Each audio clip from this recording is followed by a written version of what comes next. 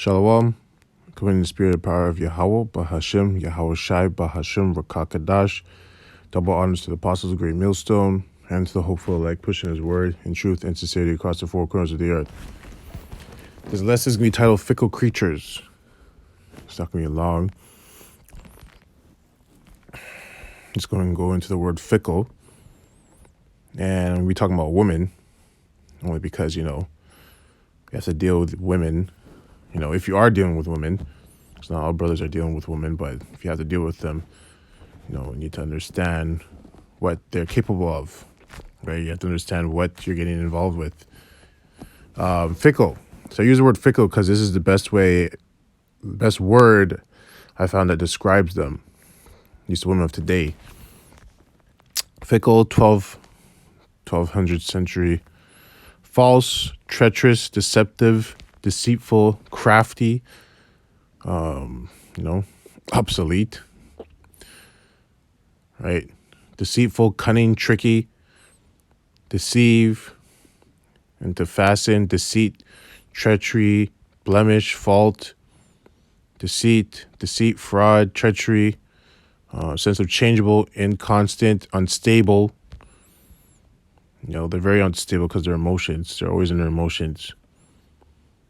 Fickly, 13th century, is rare or obsolete. I was talking about the word fickly. Deceive, flatter, later to puzzle, perplex. Right?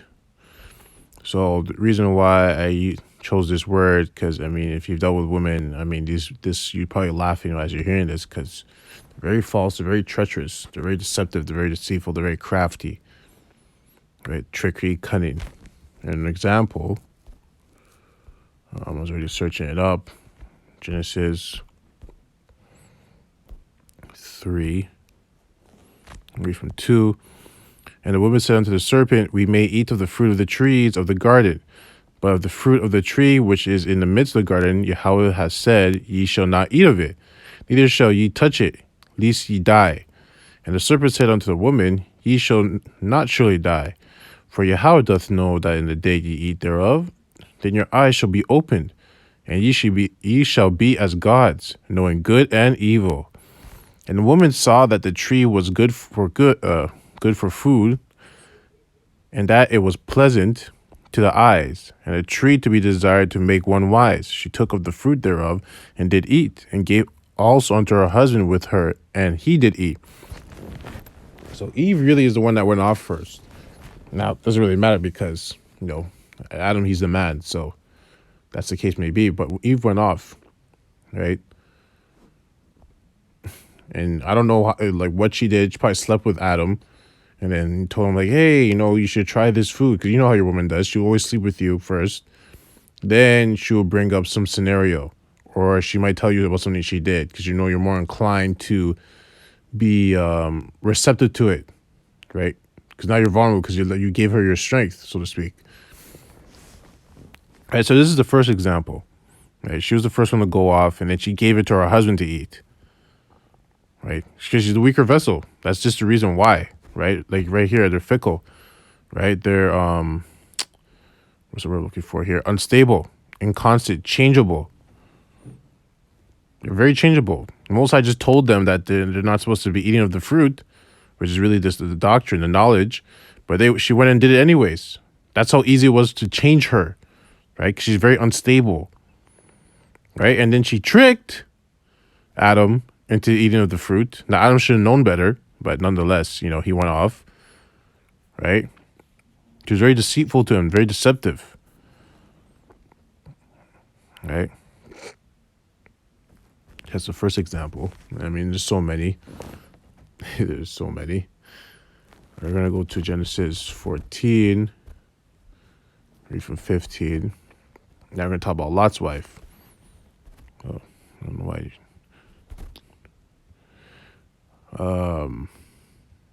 Genesis 14. Read from 15.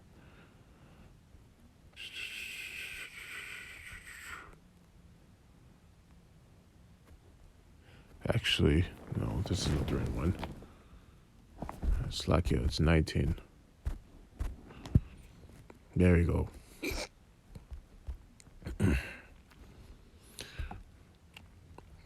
And when the morning arose, then the angels Slakia. And when the morning arose, then the angels hastened Lot, saying, Arise, take thy wife and thy 2 daughters, which are here, lest thou be consumed in iniquity of the city. Because Sodom and Gomorrah is about to be destroyed. So the angels telling them, like, you guys got to leave because it's about to be destroyed. Most likely it's about to destroy this place. That's why we're here. Verse 16, and while he lingered, the man laid hold upon his hand and upon the hand of his wife and upon the hand of his 2 daughters. The Lord, Yahweh, being merciful unto him, and they brought him forth and set him without the city. And it came to pass, when they had brought them forth abroad, that he said, Escape for thy life, look not behind thee. So he told them not to look behind themselves, right? Just leave, just keep running, keep going. Don't look behind. Neither stay thou in all the plain. Escape to the mountain, lest thou be consumed.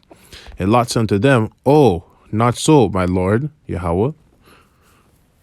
Behold, now thy servant hath found grace in thy sight, and thou hast magnified thy mercy, which thou hast shewed unto me in saving my life.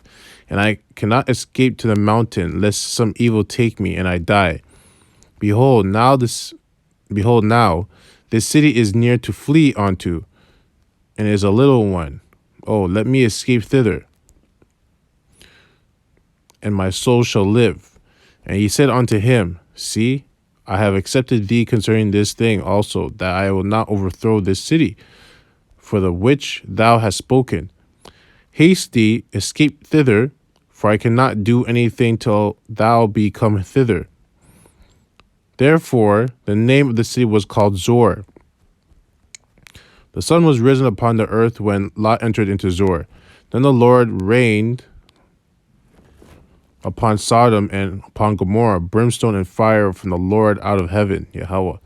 And he overthrew those cities, and all the plain, and all the inhabitants of the cities, and that which grew upon the ground.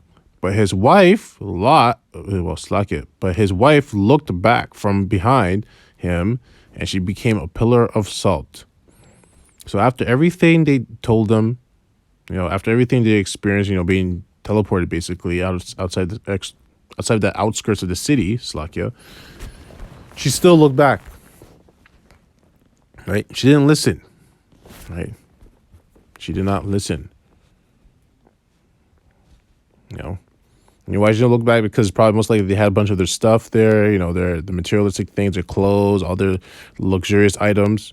And she's like, oh, I'm going to go back for it, right? But the fact because she's unstable, right, inconstant or inconsistent, another word you can put here, right? She looked back and she turned into a pillar of salt because of it,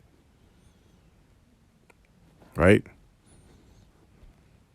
She paid the price. And you don't even want to talk about Lot's daughters. We're not even getting to that. So I'm going to just go to precepts. Proverbs 21:9.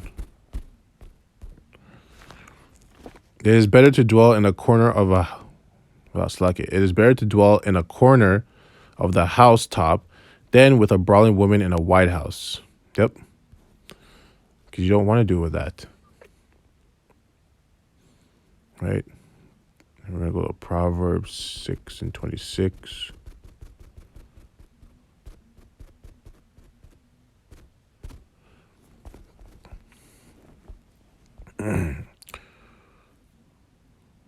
Okay, let's read.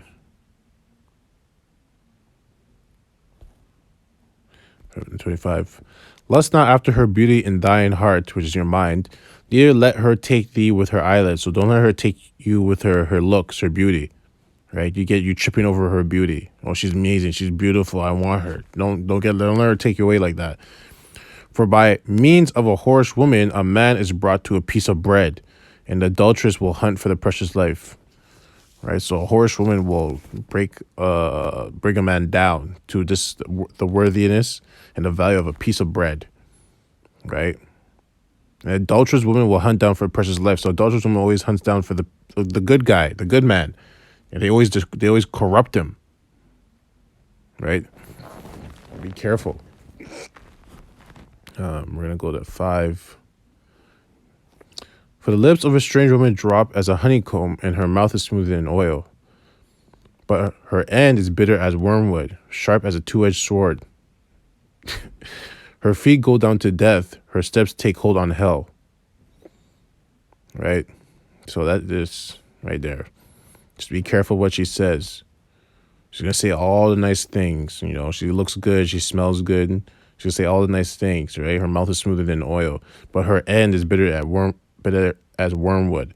So in the beginning, it's smooth. It tastes good. At the end, you get the bitter end at the end, right? And you get cut at the same time, sharp as a two-edged sword. You just got to be careful. We're going to go to, right? The reason why she's sharp as a two-edged sword, right? Because she's treacherous. She's deceptive. She's deceitful, false, crafty. And now I'm not hating on women, you know, right? Because in the kingdom, women are not going to be like this, you know. But as of right now, like, I haven't personally encountered one that is like, if you want to, actually, let me just read this first.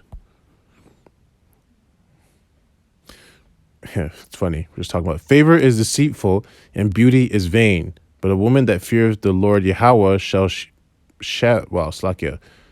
Favor is deceitful and beauty is vain, but a woman that fears the Lord Yahweh, she shall be praised. Of course, so a woman that fears the Most High, that's a beautiful thing. But one that truly fears the Most High, I don't believe it exists. Right? I haven't seen it. And you know, because they're unstable creatures, like you just seen right here, they're fickle. Right? They're unstable creatures, they're deceptive, they're changeable. So I believe, from my experiences, it's because the environment that we're in right now doesn't require them to be that virtuous, right? Because they're very emotional creatures. And someone that's emotional is very unstable, right? And they're very in tune with their environment. So right now, the environment's not calling them to, you know, be that afraid. You know, they still have, I mean, it's getting close because things are popping off. A lot of things are popping off, but where I'm living, it's not like that yet for them. So once the environment changes, right, and in Jacob's trouble, then you're going to start to see, they're going to start to cling on to you, right? Then they're going to see, actually, here.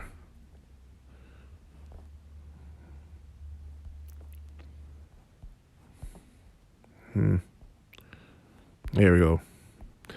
You know, then you'll see a man like this, right? Isaiah 13:12. I will make a man more precious than fine gold, even a man than the golden wedge of Ophir, right? So at those times, like the men of the Lord are gonna be more precious than the golden wedge of Ophir, so more precious than gold. That's how more precious the men of the Lord are gonna be in those times, and we're getting very close to it. So it's just a waiting game. But right now, they're not, like, they're treacherous. Like, they're fickle creatures. Like, you can't really trust them. But, I mean, they're a weaker vessel. And the environment's not actually calling them to be righteous. Right? Because the power is still Esau. So they still cling on to Esau. But that's going to change very soon. So we'll go back to Proverbs. I just wanted to, what we do is just make the point so you understand how women are. So just be careful. Okay, I already read that. I'm going to go to 20. Proverbs 30 and 20. Such is the way of an adulterous woman. She eateth and wipeth her mouth, and saith, I have done no wickedness. So she will do something wrong. Like, you'll catch her in the act. And she would just be like, oh, that wasn't me. I don't even know what you're talking about, right? She'll start lying to you, start using her honeycomb lips, smooth as oil to persuade you, make you think that you're actually wrong, you're overthinking, right? She's treacherous, she's tricky, she's deceitful, right? And then she's like, I didn't do anything wrong. And then you're like, oh, yeah, babe, yeah, you're right, you didn't do anything wrong. Fuck. Excuse my French, but, that's what they do. But like I said, it's okay. Just gotta wait. Because times are changing very quickly, and they won't be able to do any of this stuff. They'll be too afraid to do it. To even think of that. They won't even be in those thoughts.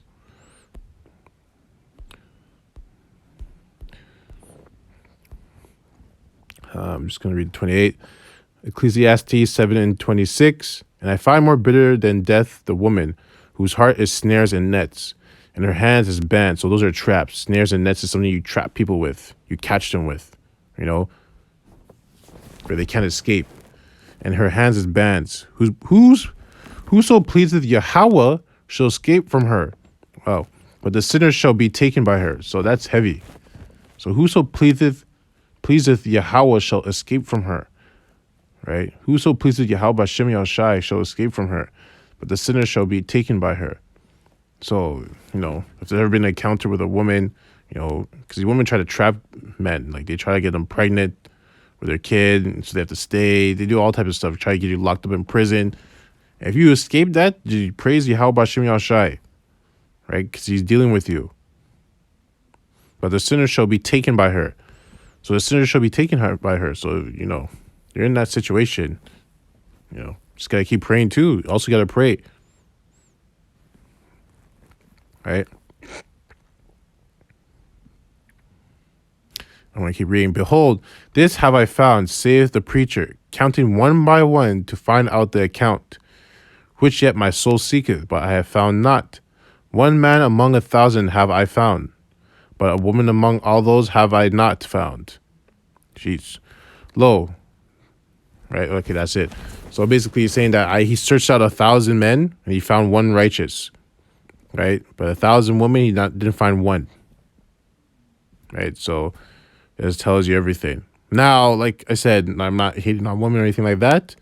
I love women. But as of right now, the focus is the truth. Sophia. I remember Apostle Gabar was saying, like, if you deal with one, you deal with prostitutes. Right? You pay them, you do your business, and you keep it moving. Right? Because you can't trust these women, man. They're fickle. They're treacherous.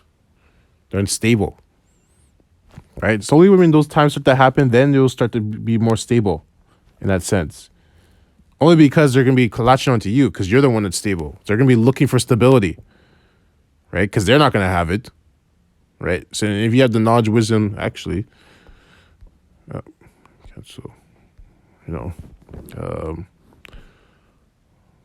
stability.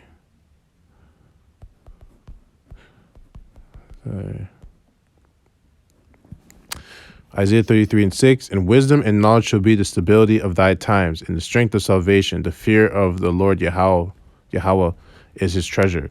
Right? So since we have that, Yahweh Ratazal, one of the hopeful elect, these women will cling on to you because you're going to have the stability. Right? I'm not saying they're going to be stable. They're going to be stable within you. As long as you're stable, they'll be fine. Right? Because we cling on to you. That's all that matters.